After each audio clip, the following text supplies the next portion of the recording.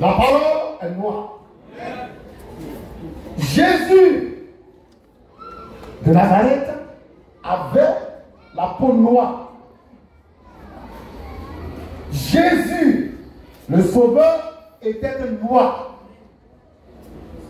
Le sang qui a été répandu pour nous, c'est du sang noir. Le sang des noirs. Car l'esprit c'est noir. Sa mère Marie est noire. Jean-Baptiste était noir. Abraham était noir. Isaac était noir. Les 12 patriarches, c'était des noirs. C'est maintenant que les catholiques ont blanchi tous les saints. Sinon, c'est des noirs à la peau noire de belle. Et moi, j'ai vu Jésus crucifié. C'est un noir.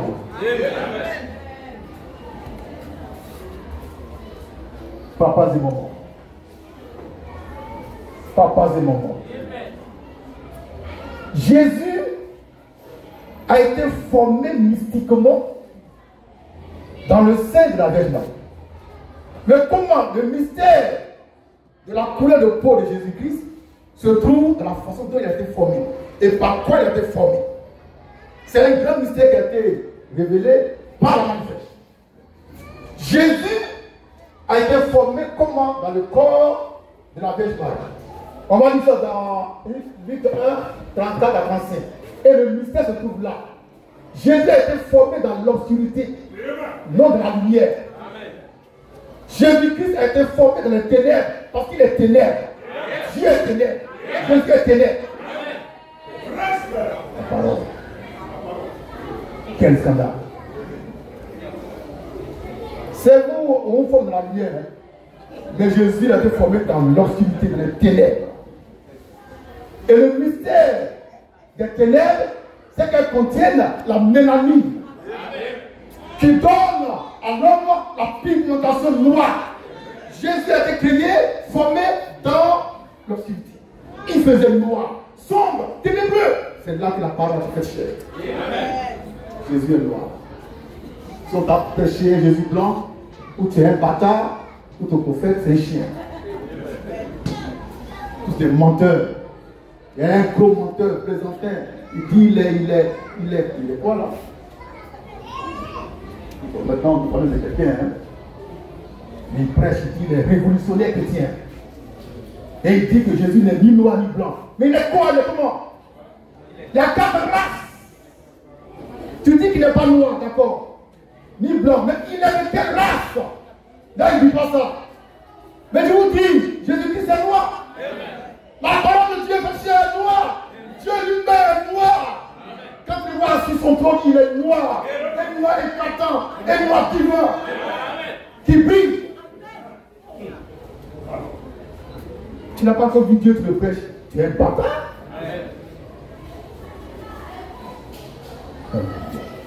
Luc 1, 34 à 35.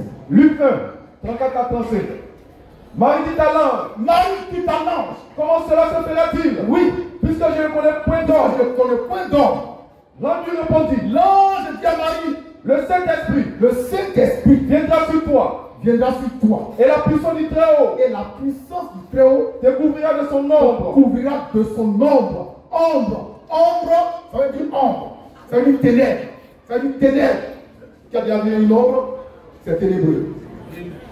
Donc Jésus de Nazareth a été formé dans l'ombre de la puissance de Dieu. Donc Dieu envoie l'onction d'abord sur Marie. Et puis il crée les ombres. Il crée l'obscurité. Et à l'intérieur de l'obscurité créée par Dieu, il s'est formé un corps qui s'appelle Jésus-Christ de Nazareth. Jésus a été formé dans l'obscurité totale. Il faisait noir. C'était ténébreux. Dieu vit dans les ténèbres. Parce que Dieu est ténèbres. Amen.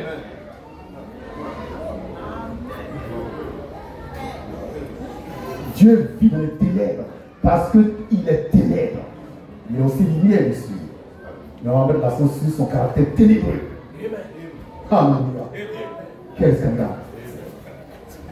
Vous aimez la lumière, vous êtes des diables.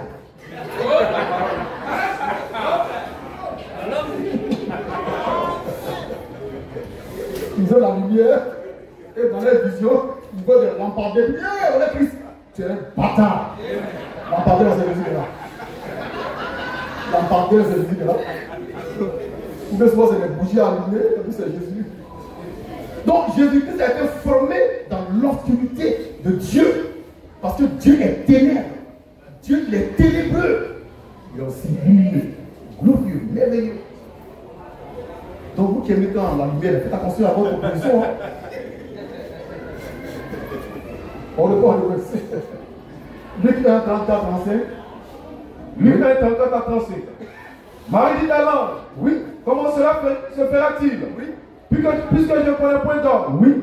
L'ange lui répondit. L'ange lui dit, le Saint-Esprit viendra sur toi. Le Saint-Esprit viendra sur toi. Et la puissance du Très-Haut. Et la puissance de Dieu te couvrira de son ombre. C'est pourquoi le Saint-Enfant. C'est pourquoi le Saint-Enfant qui naîtra de toi. Oui. Sera appelé Fils de Dieu. Très bien. Donc Dieu envoie son esprit sur Marie. Et tout devient noir. Ténébreux. Obscurité totale.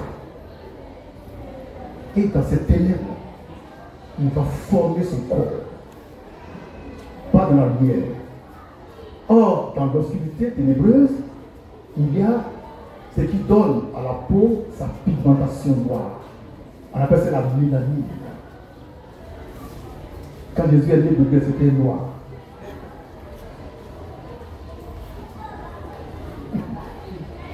Quel scandale!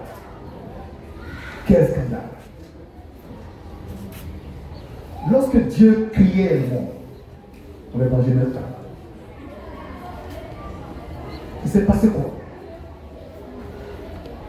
Genèse 1, 1, lecture. Au commencement, Dieu créa les cieux de la terre. Dieu créa les cieux de la terre.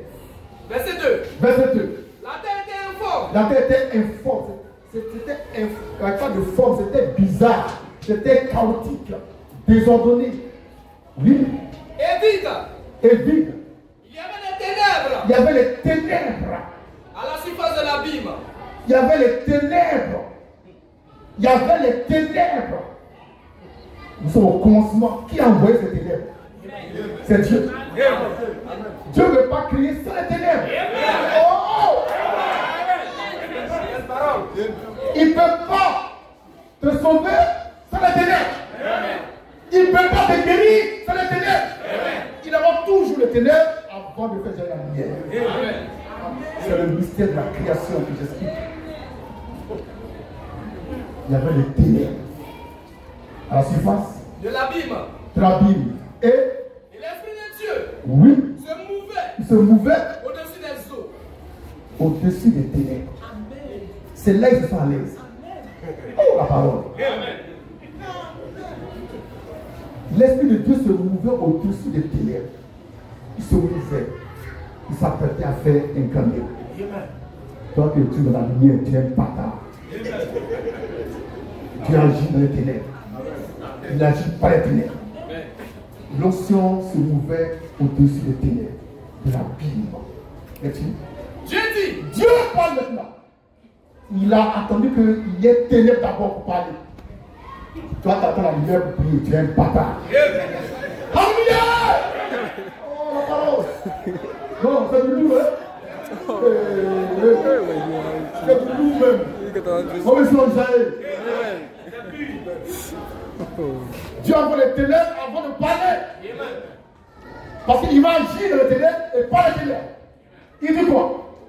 Que la lumière soit. Que la lumière soit. Et la lumière fut. Et la lumière fut.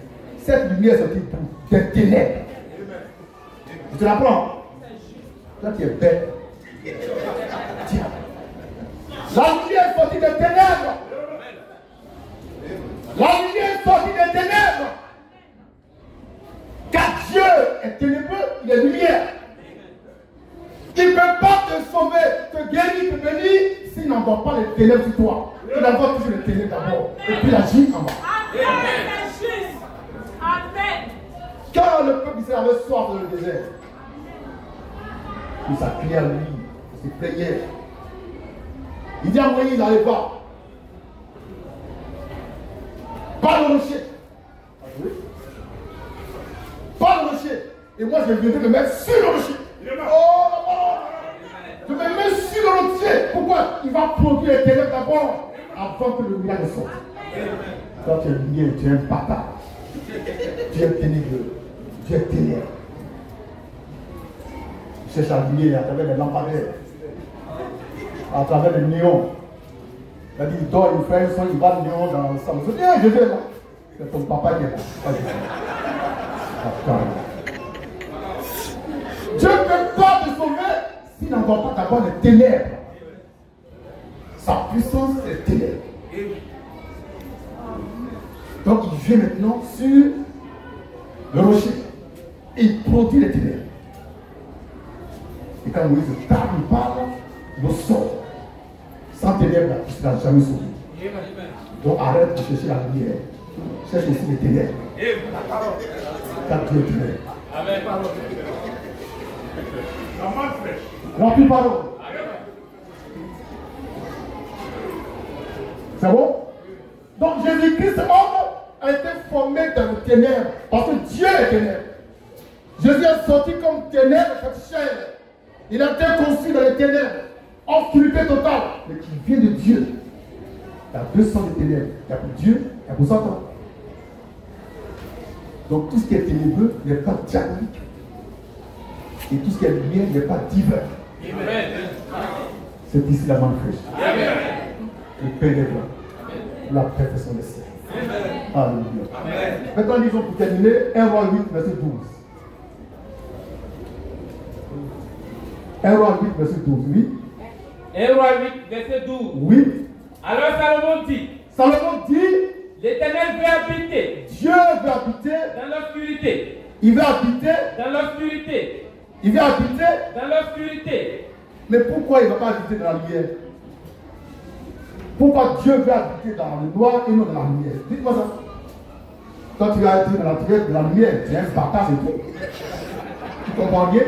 Dieu il veut habiter dans l'obscurité, dans les ténèbres. Il est dans les ténèbres. Dieu lui met dans le ténèbre. Et puis il a l'aise, il en jaillit. Et quand il vient sur toi, il vient avec les ténèbres d'abord. Et de ces ténèbres, jaillit la lumière. Moi j'ai vu Dieu créer les choses. Je sais de quoi je parle. Amen. Donc Dieu va habiter dans l'obscurité. Mais pourquoi? Seigneur, il faut habiter dans la lumière. C'est de la lumière. Dis non. Je veux être dans l'obscurité, dans les ténèbres, parce que je suis ténèbres. C'est une partie de Dieu qui est dans les ténèbres, c'est une partie de Dieu. Quand tu veux que toi encore sois sans lumière, tu es un bâtard. Et un peu de ténèbres encore. Alléluia. Ça va aller? Ça va? Maintenant, on va boucler la boucle en lisant le psaume 97, 1 à 2. Le courrier coupé? Il a fait le ténèbres au milieu. La parole. Nous sommes. Psaume 97, 1 à 2. Psaume 97. Oui. Verset 1 à 2. Oui. L'Éternel règne. Dieu règne. Que la terre soit dans l'allégresse. Que la terre soit dans l'allégresse. Que les îles nombreuses. Que les îles nombreuses se réjouissent. Se réjouissent. Les nuages et l'obscurité. Et l'obscurité environne Dieu. Donc Dieu est là, je montre chez moi. Dieu est là. Autour de lui, c'est obscurité, tout est noir, tout est dedans. Et quand tu es dans la lumière, tu es un diable.